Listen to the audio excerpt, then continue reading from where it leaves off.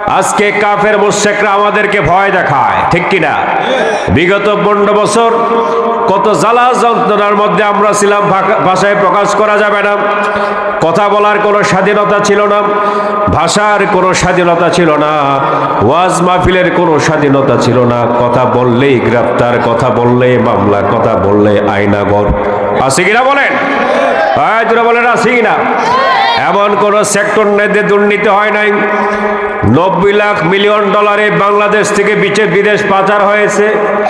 ওখানে কানাডায়, বেগমপাড়ায় বিগত আমলের এমপি মন্ত্রী যারা ছিল আমাদের টাকা চুরি করে লক্ষ কোটি টাকা তারা বিদেশে পাচার করেছে, ঠিক কিনা কোন?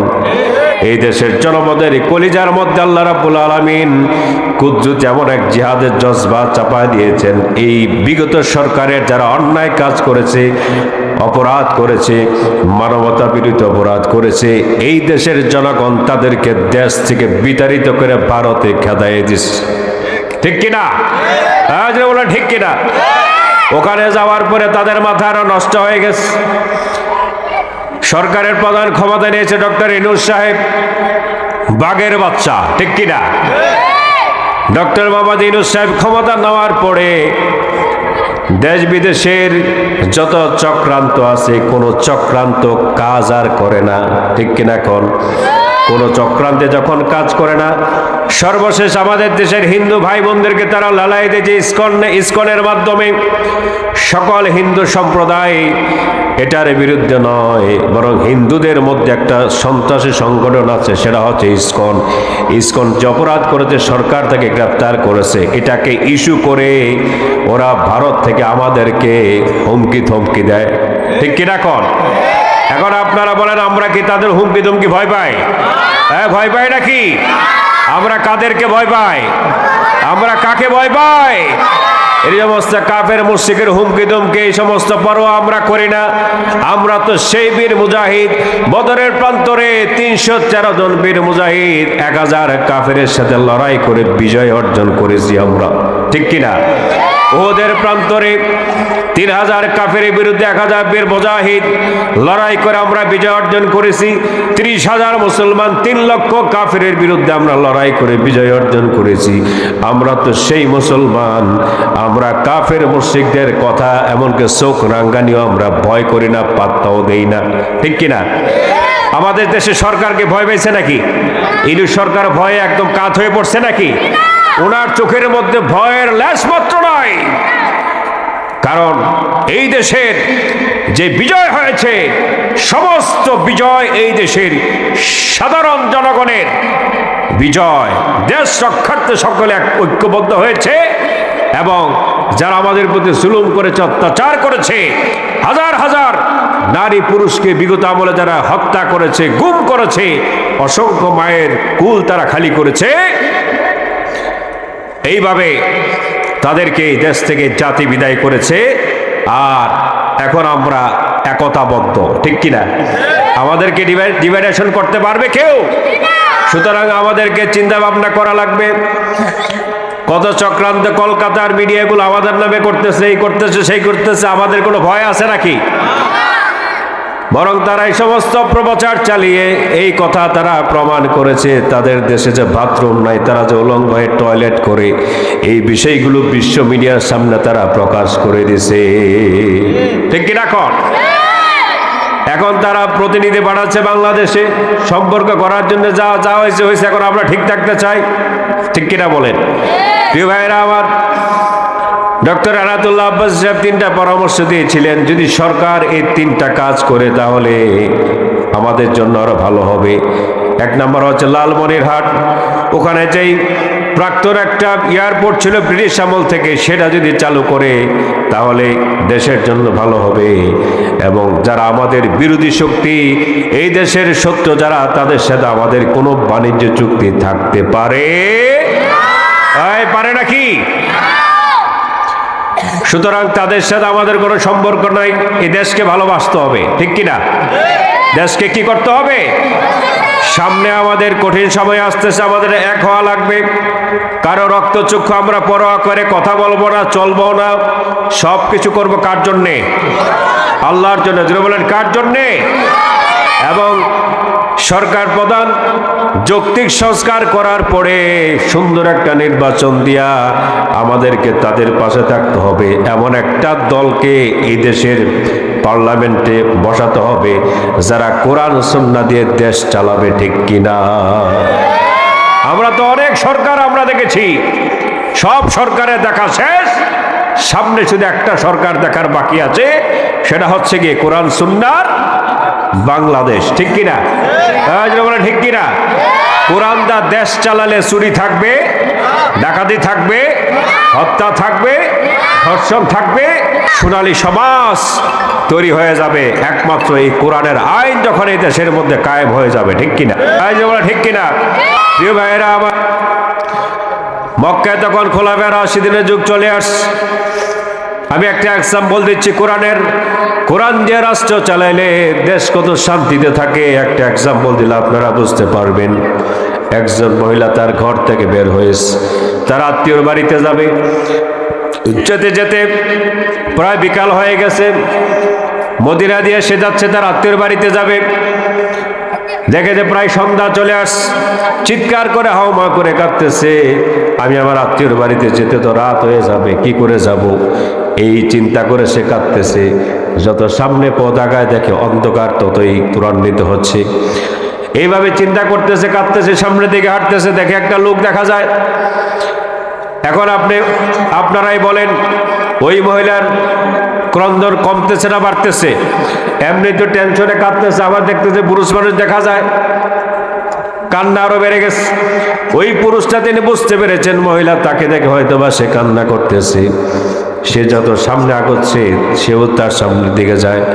পুরুষটা বলতেছে, মা, আমাকে দেখে আপনার কোনো চিন্তা করার দরকার নাই, কান্না করার দরকার নাই, আপনি জেনে রাখুন আমার দ্বারা আপনার কোনো ক্ষতি হবে না, আমার একটা পরিচয় আছে, আমি মুসলমান, আমার মাধ্যমে আপনার কোনো ক্ষতি হবে না, আপনি জেনে রাখুন আমার পরিচয় হচ্ছে আমি মুসলমান, আমি আল্লাহর গোলাম দাস, আর আমাদের নবী হচ্ছে মুহাম্মদুর রাসূলুল্লাহ সাল্লাল্লাহু আলাইহি ওয়াসাল্লাম। চিন্তা করার কোনো দরকার নাই, আপনি আমার সাথে চলেন, আমি আপনাকে আপনার সেই আত্মীয়র বাড়িতে আমি আপনাকে পৌঁছে দিব, সেটা আমার কাজ। সুবহানাল্লাহ পড়েন। প্রিয় ভাইরা আমার, পৃথিবীর কোন রক্তচক্ষু মুসলমান ভয় করতে পারে? ভয় করবে কাকে? বলেন কাকে?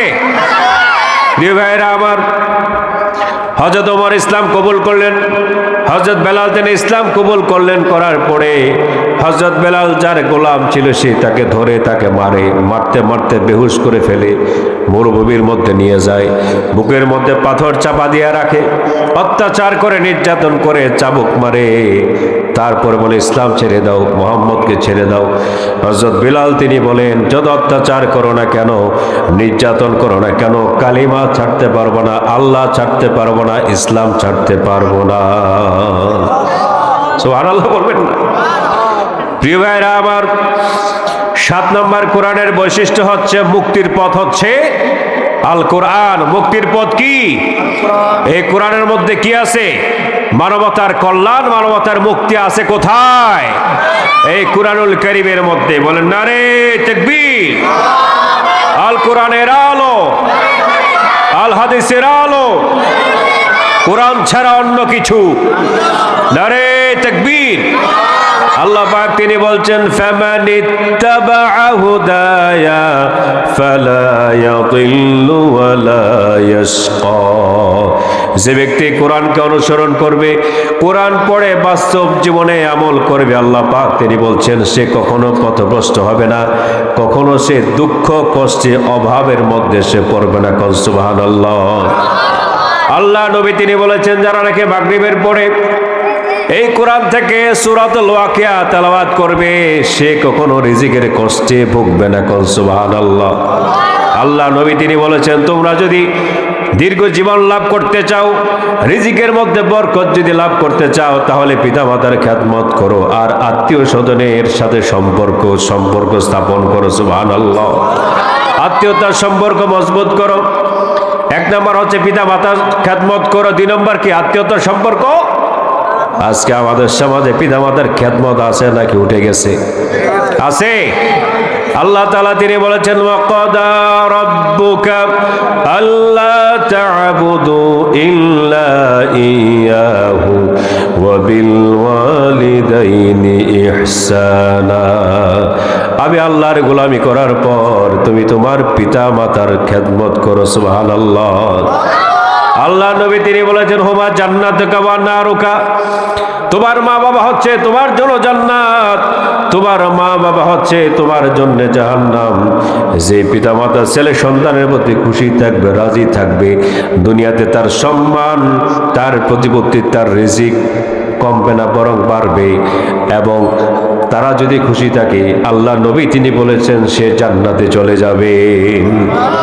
কোন পিতামাতা কোনো সন্তানের প্রতি যদি অসন্তুষ্ট থাকে, ওরা যদি তাদেরকে কষ্ট দেয় টাকার মাধ্যমে, কথার মাধ্যমে, আচার ব্যবহারের মাধ্যমে, আল্লাহ নবী তিনি বলেছেন ওরা যাবে জাহান্নামে। যারা বলেন কোথায় যাবে? আরো জোরে বলতে হবে কোথায় যাবে? পিতামাতার খেদমত যারা করবে তারা যাবে কোথায়? জান্নাতে। আর পিতামাতার সাথে খারাপ আচরণ যারা করবে তারা যাবে কোথায়? ওগো মা তুমি এই ধরনের শ্রেষ্ঠ নেয়ামত, তোমারই কদমতলে রয়েছে জান্নাত। ঠিক কিনা? ওগো মা তুমি এই ধরনের শ্রেষ্ঠ নেয়ামত, তোমারই পদতলে রয়েছে জান্নাত। সুবহানাল্লাহ বলবেন না? সে পিতা মাতার খেদমত করা দরকার আছে নাকি নাই? জোরে বলতে হবে আছে নাকি নাই?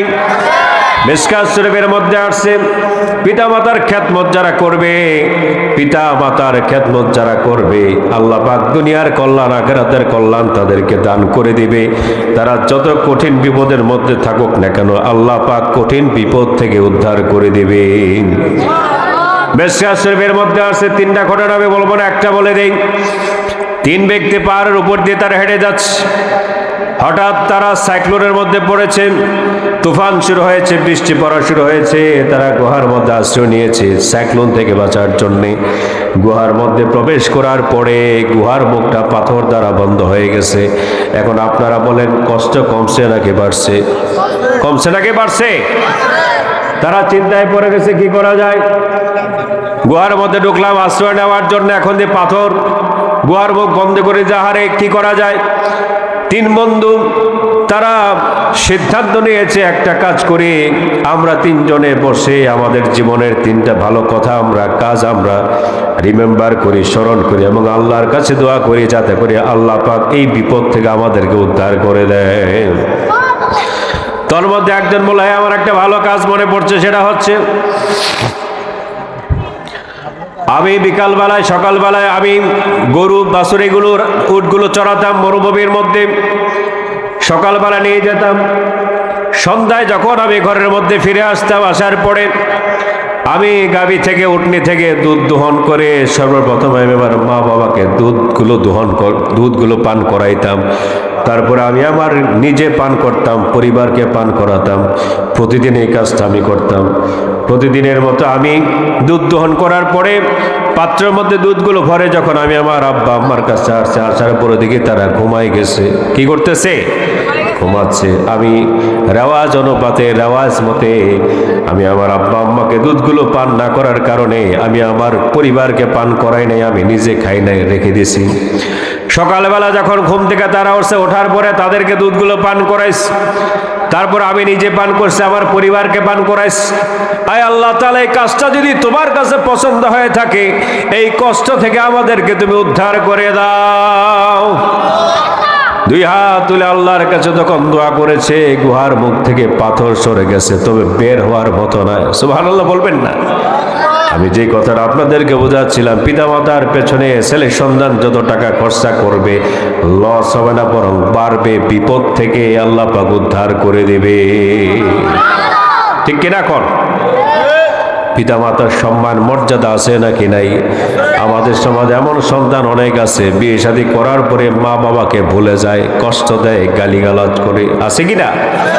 আল্লাহ তাআলা তিনি বলেছেন ফালা তাকুল লাহুমা উফ ওয়ালা তানহারহুমা, ধমক তো দূরের কথা, উ শব্দটা পিতামাতার সাথে করা যাবে না।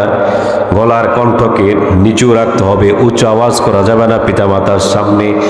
মা বাবা যখন সন্তানের সামনে কথা বলবে, সন্তানের উচিত হচ্ছে মনোযোগ দিয়ে শ্রবণ করা, আদবের সাথে আস্তে আস্তে তাদের কথার উত্তর দেওয়া। সুবহানাল্লাহ। কিন্তু বিবির কথা শুনে অনেক ছেলে সন্তান মা বাবার সাথে খারাপ আচরণ করে, আছে কি না কর? কারণ তাদের কাজ হচ্ছে মাথা নষ্ট করে দেওয়া, ঠিক কিনা? কারণ বেচারা সারাদিন ব্যবসা বাণিজ্য করে, কাজ করে, চাকরি করে, মাথা দেয় এমনি গরম, ঘরের মধ্যে আবার পরে যদি আবার এই সমস্ত কথা বলে, এই সমস্ত পোলাবেনের মাথা ঠিক থাকে নাকি? ঠিক থাকে? এই জন্য আমার মা বোনেরা যারা আছেন আপনাদের কাছে বলতে চাই, খবরদার, শ্বশুর শাশুড়ির সাথে ভালো আচরণ করবেন। আপনাকে মনে রাখতে হবে সে আপনার স্বামীর মা এবং বাবা, তাকে সম্মান করা আপনার উচিত। কারণ তাকে যদি আপনি সম্মান করেন, তার মা বাবাকে যদি আপনি সম্মান করেন, তাহলে দুনিয়াতে আল্লাহ পাক আপনার সম্মান বাড়িয়ে দিবে। প্রিয় ভাইয়েরা আমার, 8 নম্বর বৈশিষ্ট্য হচ্ছে কোরআনুল কারীমের বিষয়বস্তুর ব্যাপকতা বিশাল। বিষয়বস্তুর ব্যাপকতা কি? আল্লাহ পাক তিনি বলেছেন, কুল লাউ কানাল বাহরু মিদাদান লিকালিমাতি রাব্বি লানাফিদাল বাহরু ক্বাবলা আন তানফাদা কালিমাতু রাব্বি ওয়ালাউ জিনা বিমিথলিহি মাদাদা। বলেন আল্লাহু আকবার। আল্লাহ পাক তিনি বলেছেন, আমার এই কালামে রাব্বানির ব্যাখ্যা লেখা যদি কেউ করতে চাও, পৃথিবীর সাগরের পানিগুলো যদি আমি কালি বানিয়ে দেই, আর গাছগুলো যদি কলম বানিয়ে দেই, সাগর মহাসাগরের কালিগুলো শেষ হয়ে যাবে, কলম ভেঙে যাবে, শেষ হয়ে যাবে। তারপর আমার এই কালামের ব্যাখ্যার লেখা ওয়াজ কিয়ামতের আগ পর্যন্ত শেষ হবে না। সুবহানাল্লাহ বলবেন না? আমি শেষ করে দিচ্ছি। আজকে আমাদের বিশেষ বক্তা তিনি চলে আসছেন। 9 নম্বর বৈশিষ্ট্য হচ্ছে কোরআনের শ্রেষ্ঠতা এত বিশাল, যদি পাহাড়ে কোরআনকে নাজিল করা হতো তাহলে পাহাড় ধ্বংস হয়ে যেত, ঠিক কিনা কর? আল্লাহ পাক তিনি বলছেন, লাউ আনসালনা হাদাল কুরআন আলা জাবালিন লারাআইতাহু খাশিআন মুতাসাদ্দিআন মিন খাশিয়াতিল্লাহ ওয়া তিলকাল আমসালু নাদরিবুহা লিন-নাসি লাআল্লাহুম ইয়াতাফাক্কারুন। বলেন আল্লাহু আকবার। আল্লাহ পাক তিনি বলছেন, যদি আমি কোরআনকে পাহাড়ের উপরে নাজিল করতাম তাহলে হে নবী আপনি দেখতে পেতেন পাহাড় ভয়ে পাহাড় ধসে পড়ে যেত। আমি পাহাড়ের উপরে কোরআন নাজিল করি নাই, নাজিল করেছি আপনার উপরে। কোন সুবহানাল্লাহ। কেন? ওয়াতিলকাল আমসালু নাদরিবুহা লিন-নাস, আমি মানুষের সামনে দৃষ্টান্ত হিসেবে রেখে দিলাম, লাআল্লাহুম ইয়াতাফাক্কারুন, যাতে করে তারা চিন্তা করে, ভাবনা করে এই কোরআনের ব্যাপারে। সুবহানাল্লাহ পড়েন। 10 নম্বর বৈশিষ্ট্য হচ্ছে সকল সমস্যার সমাধান আছে কোথায়? এই কোরআনে। বলেন কোথায় আছে? আল্লাহ পাক তিনি বলেন, ফামান তাবিআ হুদায়া ফালা খাউফুন আলাইহিম ওয়ালা হুম ইয়াহজানুন। এই কোরআন যারা পড়বে, বাস্তব জীবনে যারা আমল করবে, তার ভয় নেই, তার কোনো চিন্তার কোনো অবকাশ নেই। সুবহানাল্লাহ পড়েন। কোরআন যারা পড়বে, কোরআন যারা পড়ে জীবন গড়বে, তার নিয়ামতের প্রাচুর্যতা আল্লাহ পাক তিনি দুনিয়াতে বাড়ায় দিবেন। কোন সুবহানাল্লাহ। আমি এই ঘটনা বলে শেষ করে দিব। এমন একটা সময় আসছিল যে সময়ের মধ্যে মানুষ শুধু কোরআনের মাধ্যমে তারা মুকালামাত করতো, কনভারসেশন করতো, কোরআনের মাধ্যমে কথা বলতো। আব্দুল্লাহ ইবনে মুবারক রহমতুল্লাহ আলাইহি উনি ওনার সময়ে এমন এক মহিলার সাথে সাক্ষাৎ করেছিলেন, যেই মহিলা 40 বছর কোরআনের আয়াত দ্বারা শুধুই কথা বলেছে, আর অন্য কোনো কথা বলে নাই। সুবহানাল্লাহ। আব্দুল্লাহ ইবনে মুবারক একদিকে তিনি মুহাদ্দিস ছিলেন, অন্যদিকে মুফতি ছিলেন, মুহাদ্দিস ছিলেন, মুজাদ্দিদ ছিলেন। আল্লাহু আকবার। তাফসীর কারক ছিলেন। ওনার মৃত্যুর পরে একজন বুজুর্গ ব্যক্তি স্বপ্নে দেখেছে যে হুজুর আপনি ইন্তেকাল করলেন, আল্লাহ তাআলা আপনার সাথে কি ব্যবহার করেছেন। আব্দুল্লাহ ইবনে মুবারক তিনি বলেছেন, আল্লাহ তাআলা আমার উপরে রহম করেছেন, তবে আমি দেখতে পেয়েছি কবরে আসার পরে আল্লাহ তাআলা আমাকে যেমন রহম করেছেন, তবে আমার থেকে একজন কামারের মর্যাদা তিনি বেশি দিয়েছেন। কোন সুবহানাল্লাহ। আমার এলাকার একজন কামার ছিল, সেই কামারের মর্যাদা আল্লাহ তাআলা আমার থেকে বেশি দিয়েছেন। স্বপ্ন দেখার পরে ঘুম ভেঙে গেছে। এখন এই বুজুর্গ ব্যক্তি সে কামারে খুঁজতেছে, কিরে আব্দুল্লাহ ইবনে মুবারক থেকে কামারের মর্যাদা বেশি। খুঁজতে খুঁজতে তার বাড়ির মধ্যে চলে গেছে। যাওয়ার পরে তার স্ত্রীকে পেয়েছে, জিজ্ঞেস করেছে আপনার স্বামী কি কামার ছিল নাকি? আমার স্বামী কামার ছিল। আমি স্বপ্নে দেখেছি আপনার স্বামীর মর্যাদা আব্দুল্লাহ ইবনে মুবারক থেকে বেশি। তার কারণটা কি এমন কি আমল করে? আপনি যদি আমাকে একটু বলতেন। ওই বিদেশি মহিলা তিনি বললেন, আমি যে বিষয়টা দেখেছি সেটা হচ্ছে আমার স্বামী তিনি প্রায় সময় আফসোস করতেন। আব্দুল্লাহ ইবনে মুবারক ছিল, ওই ঘরটা হচ্ছে আব্দুল্লাহ ইবনে মুবারকের, এটা হচ্ছে আমার ঘর, কিন্তু আমি প্রায় সময় দেখতে পেতাম তিনি আফসোস করতেন। আব্দুল্লাহ ইবনে মুবারক ঘরের ছাদের উপরে দাঁড়িয়ে দিয়ে রাতের তাহাজ্জুদের নামাজ পড়তেন, কিন্তু আমার স্বামী এই দৃশ্য থেকে তিনি আফসোস করতেন। কোন সুবহানাল্লাহ। আর একটা বিষয় আমি দেখেছি, যখন নামাজের জন্য আজান হতো কামারের কাজ ছেড়ে দিয়ে তিনি মসজিদে চলে যেতেন। বলেন আল্লাহু আকবার। কোথায় চলে যেতেন? মসজিদে চলে যেতেন। ওই বুজুর্গ ব্যক্তি তিনি বললেন, এই দুইটা ভালো কাজের কারণে আমার কাছে মনে হয়েছে আল্লাহ পাক আপনার স্বামীর মর্যাদা আব্দুল্লাহ ইবনে মুবারক থেকে তিনি বাড়াইয়া দিয়েছেন।